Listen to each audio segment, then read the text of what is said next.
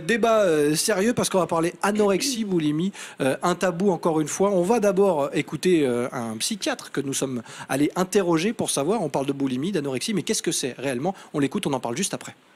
Alors l'anorexie, ce sont des personnes qui vont lutter contre la sensation de faim, qui vont être dans une dynamique où elles vont chercher à lutter contre cette envie irrépressible de manger et donc parfois vont même avoir des conduites complètement désadaptées, c'est-à-dire boire beaucoup d'eau pour se remplir, prendre des laxatifs, se faire vomir, etc.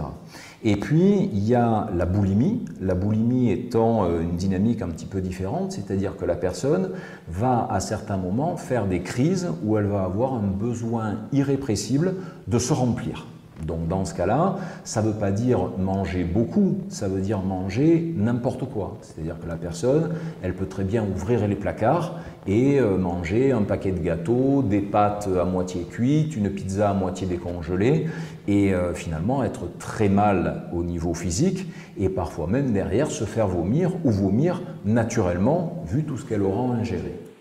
Voilà pour planter le décor et pour surtout ne pas dire de bêtises parce qu'on parle de vraies maladies. Alors certes, le sujet est très sérieux, mais transition parce que oui, que faire, comment prévenir tout cela aussi, c'est important. On va écouter à nouveau notre psychiatre puisqu'on lui a posé la question. Est-ce qu'il y a des signes avant-coureurs? Écoutez sa réponse et on continue d'en parler juste après sur ce plateau.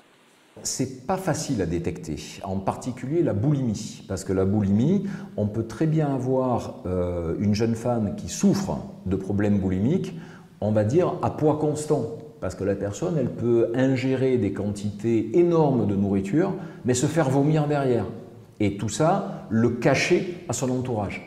Donc souvent, c'est quelque chose qui va être détecté plutôt sur l'aspect humeur, morale. C'est-à-dire que la personne va s'effondrer à certains moments. Nous, on va la voir en consultation parce que la personne est dépressive. Et puis en grattant un peu, on s'aperçoit qu'il y a des troubles boulimiques. L'anorexie, c'est problématique aussi parce que la personne qui souffre d'anorexie aura souvent tendance à cacher à ses proches qu'elle souffre d'anorexie. Elle va mettre des vêtements amples, elle va être dans une dynamique où par exemple si elle va se peser, elle va boire 2 litres d'eau avant pour que le poids soit adapté. Donc déjà dans un premier temps, il faut que la personne puisse entendre le fait qu'elle souffre de quelque chose, qu'il y a une pathologie qui la fait souffrir. Et à partir de ce moment-là, c'est là où elle va accepter le fait de se soigner.